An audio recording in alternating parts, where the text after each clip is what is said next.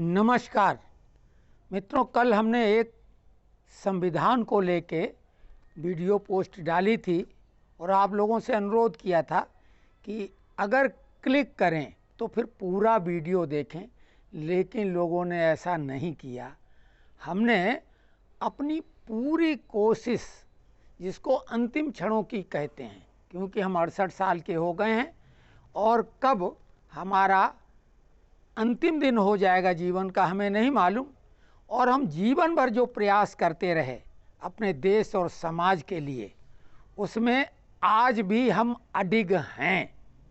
कल हमने संविधान का जो इधर उधर से चालाकी से और वकील वाले स्टाइल में अपने अपने पक्ष को लोगों ने रख के जो संविधान की धज्जियां उड़ाई, तो हमने उस पर आईना दिखाने का काम किया था। आपको याद होगा, जब किसान आंदोलन चला था, मोदी सरकार ने किसानों के हित के लिए 3 कानून बनाए थे, क्योंकि सरकार ने 2022 तक किसानों की आय दोगुनी करने का वायदा किया था और वायदे के मुताबिक ही वो कानून बनाए गए थे। लेकिन विपक्ष तो मोदी के हर काम में नुक्ताचीनी करेगा ही। विदेशी ताकतें नहीं चाहती कि भारत आगे बढ़े।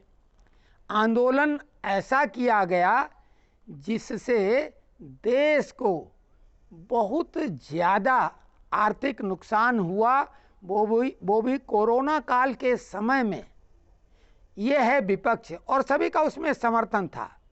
उसमें खालिस्तानी आतंकवादियों का खुला समर्थन था। लेकिन जैसा कि मोदी जी ने वो अंततः तीनों कानून वापस ले लिए, विपक्ष उन कानूनों को जो कि विधिवत पास किए गए थे, संवैधानिक हिस्सा बन चुके थे, वो काले कानून थे। हम विपक्ष से ये पूछना चाहते हैं कि जो आपातकाल लगा के कानून पास करा के संविधान की प्रस्तावना यानी प्रियम्बल में संशोधन कर दिया गया था बिना किसी बहस के, बिना विपक्ष के, वो क्या गोरा कानून था? आप लोग गोरों की नीति पर चल रहे हैं। अभी भी गोरी मैम आप लोगों को लीड कर रही हैं, ये बात अलग है। उन्हीं के भतीजे ने लीड के बजाय लीड कहा था, वो अब हम नहीं कहेंगे।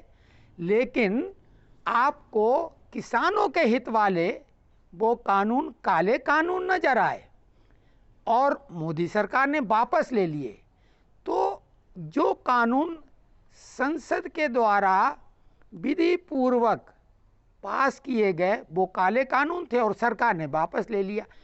तो हमारा सरकार से ये कहना है, हर जागरूक नागरिक हमारी आवाज़ में आवाज़ मिला के ये मांग करेगा कि आपातकाल में 42वें संशोधन के द्वारा जो 1976 में प्रियम्बल में 3 शब्द जोड़ दिए थे, सोशलिस्ट यानी समाजवाद, सेक्युलर यानी पंथ निरपेक्षता, इंटेग्रिटी मतलब राष्ट्र की अखंडता, ये 3 शब्द हमारे संविधान निर्माताओं के दिमाग में नहीं आए थे। प्रस्तावना प्रियम्बल को संविधान की आत्मा बताया गया था और उसके संशोधन की कोई व्यवस्था नहीं थी। लेकिन संविधान में संशोधन उस आत्मा में कर दिया गया। बाबा साहब की आत्मा के बजाय इंदिरा गांधी की आत्मा समाहित हो गई। अब ये जो समाजवाद, चलिए मान लेते हैं समाजवाद, पंथ निरपेक्षता, क्या वाकई में उसके बाद लागू हुई देश में और आज भी लागू है क्या? अलग अलग धर्मों के लिए अलग अलग अधिकार, लेकिन राष्ट्र की अखंडता की बात थी। कश्मीर में क्या वो राष्ट्रीय अखंडता लागू हुई जिसको कि भारत का अभिन्न अंग बताया जाता रहा? ना वहाँ आईपीसी लागू थी, ना भारत का संविधान, और उनका झंडा भी अलग था। तो फिर ये इंटीग्रिटी की बात भी कहाँ से आ गई? हमारी सरकार से पुरजोर मांग है कि उस काले कानून को भी उसी तरीके से वापस ले लिया जाए जैसे किसानों के हित वाले कानूनों को इन लोगों ने काला कानून बताया था और आपने वापस कर लिया था।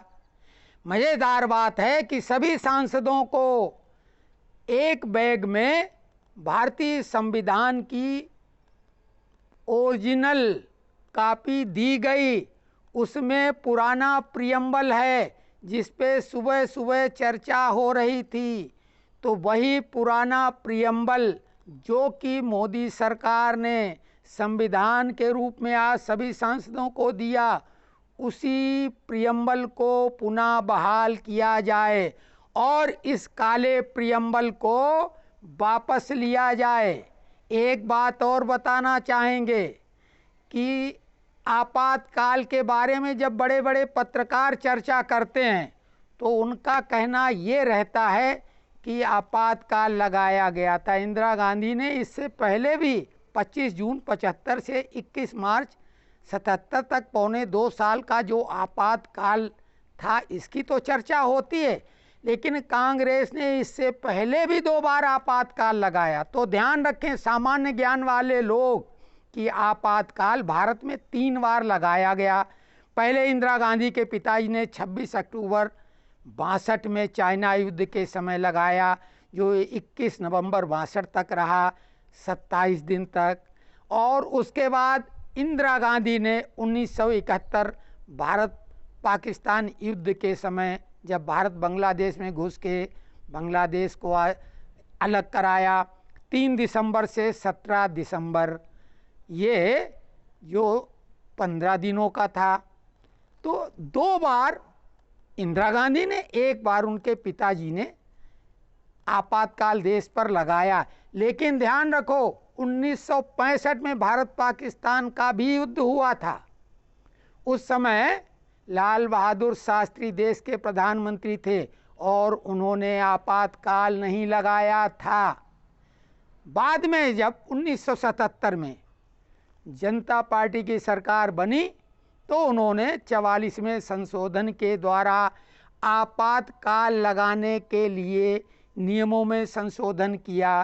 पहले जहां आंतरिक अशांति के नाम पे आपातकाल लगाया जा सकता था, जो कि 75 में लगाया गया, उसके वो सभी पीड़ित थे, तो उन्होंने 44वें संशोधन के द्वारा आंतरिक अशांति की जगह सशस्त्र विद्रोह शब्द उसमें जोड़ा कि सशस्त्र विद्रोह के कारण ही आपातकाल लगाया जाएगा, जो कि संविधान का आर्टिकल 352 इजाज़त देता है राष्ट्रपति को।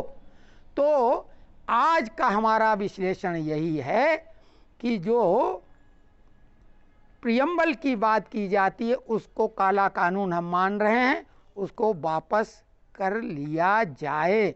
और जैसा कि अभी संविधान की प्रतियां मूल वितरित की गई, उसमें जो प्रियम्बल है आगे से संविधान का प्रियम्बल वही बहाल किया जाए। रही बात अभी जो आरक्षण की चल रही, आरक्षण के अंदर आरक्षण की चल रही है, तो हमने कल एक मांग और दोहराई थी कि पॉपुलेशन महत्वपूर्ण नहीं है और किसी भी जाति बिरादरी या धर्म के सभी व्यक्ति न कमज़ोर होते हैं, न देशभक्त होते हैं, न गद्दार होते हैं, न गुंडे होते हैं। हर गांव हर शहर में अच्छे बुरे सब तरह के लोग होते हैं। उसी प्रकार से कमज़ोर लोग भी हर जाति बिरादरी में हैं। जो समाज का महत्वपूर्ण हिस्सा सवर्ण लोग हैं, इनके ऊपर आज़ादी के बाद में तरह तरह से गाली गलौज के साथ उनके ऊपर तरह तरह की बंदिशें लगाई गईं। किसी प्रकार की भी सरकारी इमदाद मदद सहायता उन तक नहीं पहुंचती। अभी हाल ही में EWS वालों को मोदी सरकार ने 10% आरक्षण दिया। वो केवल सनातनी सवर्णों के लिए नहीं है, वो सभी जो समाज के सभी वर्ग हैं उन पे लागू होता है। उसमें चाहे क्रिश्चियन हो, चाहे मुस्लिम हो, चाहे सिख हो, चाहे जैन हो, पारसी हो, सभी के लिए वो लागू है। तो ये एक बात जो अभी जो महिलाओं के लिए आरक्षण की बात कर रहे हैं,